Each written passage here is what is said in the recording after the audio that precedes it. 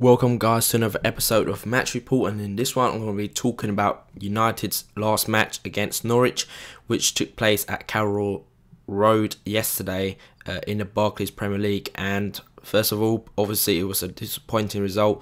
Losing 1-0 to Norwich is obviously, no disrespect to them, is a hard result to take because it's a team that we expect to win, and I think that's part of the downfall in our makeup yesterday. And as for the team news, I'll go over them now.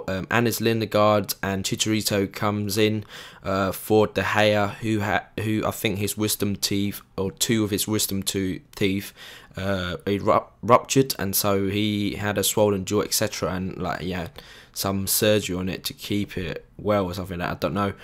And also Wayne Rooney, who's suffering from tonsillitis, was also forced out, and Anders Lindegaard and Chicharito comes in, like I said. So for the core of the team, there wasn't a lot change. Ryan Giggs, however, does come in for Paul's goals, and so that kind of like rotations going on still happening. And you know, like I said, I expressed my opinion on the kind of like Scholes and Giggs where they can't start a game, but you know, they're great players to have to come in, using their experience to, you know, close games out. And I thought it reflected once again yesterday the lack of energy during midfield, and I think Sir Alex just got the selection wrong once again, because you know, Norwich, they played with a much tighter and compact midfield than a lot of other teams, and you know, in comparison to Villa, who also showed that up, but kind of like tired towards the end. Norwich, they kept you know, substituting their midfield, but Giggs, he can't I don't think start anymore, like with the same with Scholes really, because there are a lack of bodies, like, you know, running across the ball or beyond the you know, the first man, meaning that Norwich, they're going to see the ball with the midfield in front of them all the time, and that doesn't create any penetration, and you know, it doesn't make any space for Chicharito to run in behind. So that is kind of like one of the drawbacks. No taking away, you know, from Scholes and Giggs' passing abilities and, you know, vision, but again, it's just because of the energy needed in midfield. And I think that Norwich took advantage of that, and you know, were very comfortable throughout the game. But you know, the first half very kind of like jaded start from the Reds. You know, we had a few nice passes and maintained a lot of possession, but again, we didn't do a lot to it, and I can't really you know, make out any decent or, you know, world-class saves that John Ruddy had to make because of the chances that we didn't make really. Like, you know, like we had a lot of possession, but again, didn't do anything significant with the ball. The wingers, their delivery were poor. It's a second game in a row where I think Valencia, you know, the relying on him has, for the kind of like supply of crosses for the front men, has been over reliant, and Ashley Young again disappointing, I think, in my opinion. Both wingers were, their delivery weren't up to point, and former footballer Tony Cascarino, you know, he has criticised Ash Young, like, you know, last week, saying that for the amount of money we've paid, we shouldn't expect him to always drop on his right hand side and, you know, giving the ball away, and that's the whole of his game. And I think Ashley Young, he started really well at Man United career, and however, like, his form just dropped off, and I think it's almost kind of like lethargic in his play, because every time if you look at it, when he takes on a defender, he's always jogging towards them, and you know, that's the easiest thing, I think, when you're a defender, you know, the attacker, you know, jogging. And you know, Ashley Young, he doesn't have a great left foot, so it's very predictable what he's going to do, and that takes away his threat. He needs to use his pace a lot more, Ashley Young, in my opinion. And you know, that kind of like gave us a one-dimensional attack, always relying on Valencia. And you know, Norwich, similar like Aston Villa, they know that Valencia is their main supply of the chances to the forwards, Robin van Persie and Chicharito, and you know, they doubled up on him again. And so Ashley Young, I think he should have had a lot more to contribute yesterday, but again, his delivery and his running was poor. Although some of his, you know, vision and stuff was good, the main part of his game as a winger was really poor. And Ryan Giggs, by playing in the middle, exploited Michael Carrick there, because whenever you know, Norwich broke, he just couldn't get back in time. And I thought, like, Sir Alex, with the return of Cleverley and Anderson to full fitness, he should have had the faith, I think, to start one of the younger guys, because this year could be the last year that we'll see Giggs and Scholes. And again, I'm not doubting their credit and status as legends at the club and their ability, but I just think that they're better coming on and closing games and up against a weary and tiring defence rather than starting right away, because every defence know they can run beyond those two, and with Cleverley and Anderson you got a bit of fresh legs and energy, and I think they're running beyond the first line of attack is really key when we're playing away, because that enables space for Chicharito and Van Persie to operate in in the front areas. But to be fair to Norwich, like I said, they were compact and had a Chris Hughton got a good tactic going on there. They didn't trouble a lot. They had a few shots. I think that Anders Lindegaard had it covered. One cross he kind of flapped at, but I wasn't sure whether the defender got in contact with him or not. But Lindegaard, he kind of missed the ball completely. But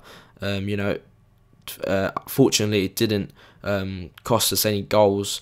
But like I said, in the first half, we kind of had our chances and a lot of possession, but didn't take it. And to be fair to Norwich, they stayed very compact, 2 banks of 4, and letting Houlihan and Grant Holt to, pester Chris Smalling, Furio Ferdinand, and it was kind of highlight again that when we have a muscular or bulky front man in the other team, our defenders do kind of struggle, not struggle, but they kind of unable to use any force to get the ball, because Grant Holt, he just held the ball up for he could have held up for 5 minutes to let the whole team come up with something. But again, that is a poor way to play away when you have a lot of possession. You need to get the ball back as soon as possible, able to exploit the spaces left by the breaking midfielders. But again, it was a lethargic half, and I was hoping for anything to change it. Last week we had Chicharito, but this week we didn't have anyone, and I thought perhaps Danny Welbeck should have come on for Ashley Young or whatever. But at half-time, Solex didn't do anything, and on the 60th minute, Anthony Pilkington, after all the talk this week about how Solex said he couldn't remember him being a youngster at the academy, popped up with a great header after a really decent cross from Xavier Garrido on the left hand side, crossed it in. Pilkington rise above Smalling and headed it across the goal, leaving Lindegaard without any chance. Looking at it now, I thought Lindegaard, he might have been better positioned, but looking back, it was a great header, looping over Anders Lindegaard. Lindegaard's 6'4", 6'5", so it's not a hard. It is a hard skill to beat a man of that size. From I think about 8-10 yards out. So take no blame for that. Anders Lindegaard is just a brilliant bit of finishing from Anthony Pilkington, who again, like I said, after the week of of talk and stuff, repaid Chris Hughton's faith in him. Really, there, if I'm being nitpicking, maybe Chris Smalling could have been a bit closer, but he timed this run into the box really well. And similar like last week, I had a feeling that we might have come back into it, but again, as soon as the goal went in, from after 5 minutes after, I knew that we weren't going to get back to it, because of just how lethargic and pedestrian, especially how we played in midfield, and nothing was sticking up top. Chicharito, he doesn't want to have the brand of being a super sub, but he doesn't have the impact when he starts, and it's very similar like Edin Dzeko of City. He starts, but again, he doesn't have the same impact as when he does come on as a substitute. But again, Robin Van Persie had a few chances, especially at the beginning of the second half. He was through, but he kind of didn't connect properly, so John Ruddy had a easy ball to save. Ruddy, he had a few saves to make. One notable one was tipping Sebastian Bassong's header over the bar, but that was nearly at the end of the game. Overall, like I said, it was a really disappointing result, and performance from the Reds, and I thoroughly think that Norwich deserved their victory. And Sir Alex had said that, you know, because of the way Norwich played, putting their bodies on the line, and, you know, a couple of saves that John Ruddy made, we kind of like didn't deserve to win. It's a big dent in the title race, obviously, because of City winning 5-0. The only upside to the weekend was that Chelsea also lost to West Brom. You know, the Manchester derby is fast approaching, and being able to go into that with, you know, 3 defeats already before Christmas is not a good record to have. I'm not worried as such to say that we're going to go into it. If we get a couple games on the run, and, you know, have all of our injured people back, you know, Rooney should be back by then. His tonsillitis probably all cleared up by Tuesday. I'm not sure whether he'll play, but Phil Jones was on the bench yesterday, and Darren Fletcher was also on the bench. So it's a lot of positive signs that about the injury front, but again, the performance was really lethargic and pedestrian. I'm not taking any credit away from Norwich, obviously. You know, their victory is deserved. It wasn't a fluke or anything like that. They just played a lot better on the night. So, you know, I'm not going to give anyone man of the match, obviously, just the way how poor we were and stuff like that. So, yeah, if you guys please like this video, comment below on any of those topics. Do you guys think that Sir Alex was wrong to start Giggs and Scholes in the last 2 matches? I believe so. With the, you know, energy of Cleverley and Anderson brings in a team, that makes a difference in my opinion when we play, you know, a very compact team that needs to be dragged around to make space for our front men. You know, Van Persie didn't have the best of games. His finishing on another day would have, like, you know, got 2 goals at least with the chances he's had. He was a bit rash at times, but again, even the best players has the off day at office.